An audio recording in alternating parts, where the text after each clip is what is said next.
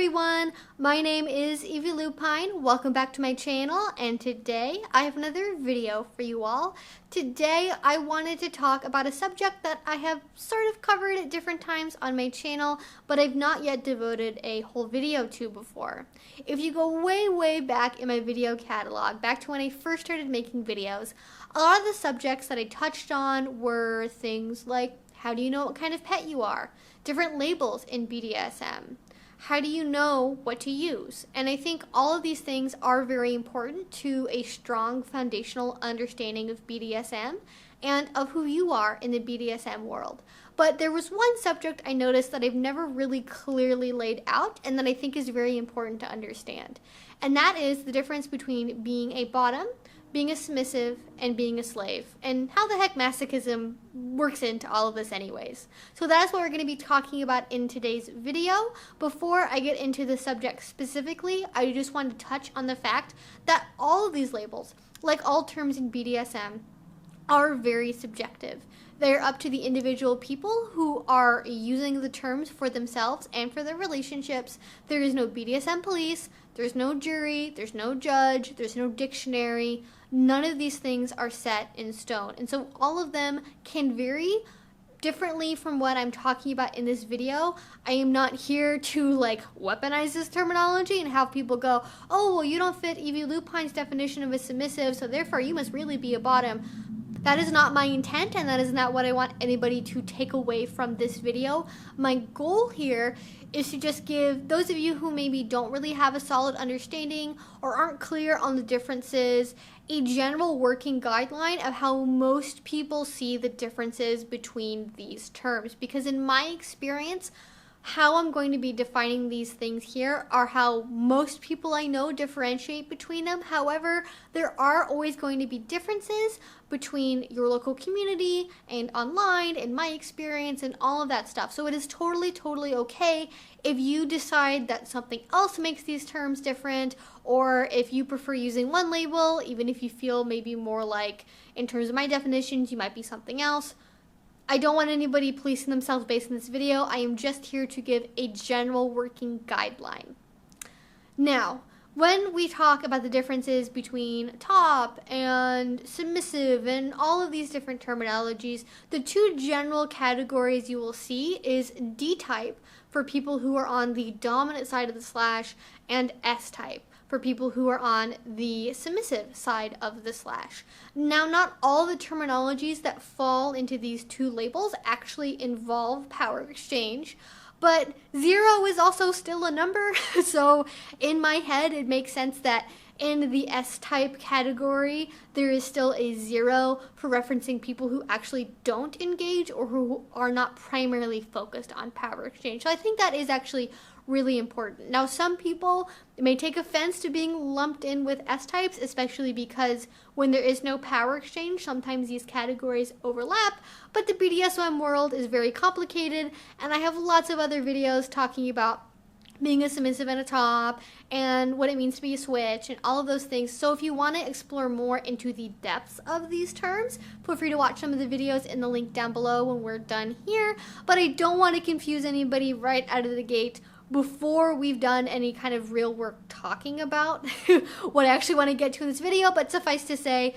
acknowledgement that these categories are very murky and that there is overlap between them. But generally speaking, bottom, submissive, slave, those are all going to be on the S side of the slash, and D-type would refer to things like dominant, top, master, handler, trainer. Those sorts of words would generally refer to somebody on the D side of the spectrum. And if people want a video about that, I am more than happy to do so, but that's a subject for another video. So within the category of S-type, how do you differentiate between all of these different labels besides just personal preference? And for me, at least between bottom, submissive, and slave, the primary thing that makes these labels different in my head is the level of power exchange that is being engaged in. At the far side of the spectrum, you have bottom, which is referring to somebody who either has no or very little power exchange. So for somebody who's a bottom, the primary motive is not engaging in an exchange of power with another person. It is about experiencing sensations, or even in some cases, in a service type bottom mode, providing certain sensations to another person. It's, again, not about authority transfer. It's not about giving up power.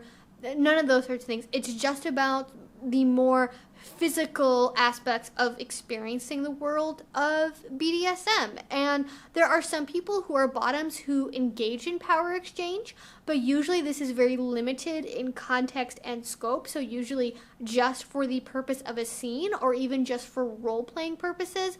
But a bottom is somebody who really just wants to experience sensations or sometimes provide sensations in a service-focused manner that doesn't involve very much power exchange in their relationship. And that's sort of one end of the spectrum. Now, there is a sliding scale that exists between all of these terms, so you may be very, very, very much a bottom, or you may almost be a submissive. And when you start getting more into the submissive side of the spectrum, the more and more power exchange it gets incorporated into a relationship. I would say submissive is probably the widest term because it incorporates so many different possibilities for the level of power exchange. Generally, somebody who is submissive is going to be participating in what we know as partial power exchange.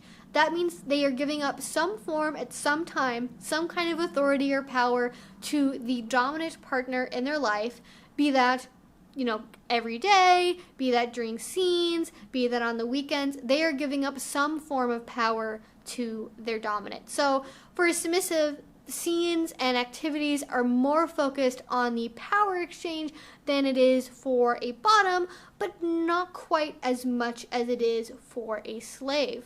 So as you are going through all of these terms, there's more and more power that is being given up at each step along the way. And when you start progressing into what's known as total power exchange, or TPE, where the most amount of power is being given up, that is where the label slave is. Now, for me personally, I find the label slave to be the least flexible of these terms. I think submissive and bottom are very squishy, whereas for me, I see slave purely as somebody who is participating in a usually 24/7, but not always, total power exchange relationship, which means they are giving up all of the authority to the dominant. They are giving up all of the power to the dominant. Earlier, I talked about the emphasis on sensation and being a recipient to certain things. This is not to imply that people who are submissive or who are slaves do not focus on receiving sensations or don't care about that aspect.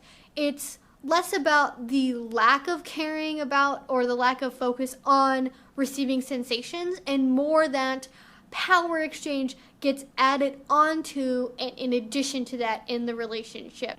Now, how does masochism fit into all of this?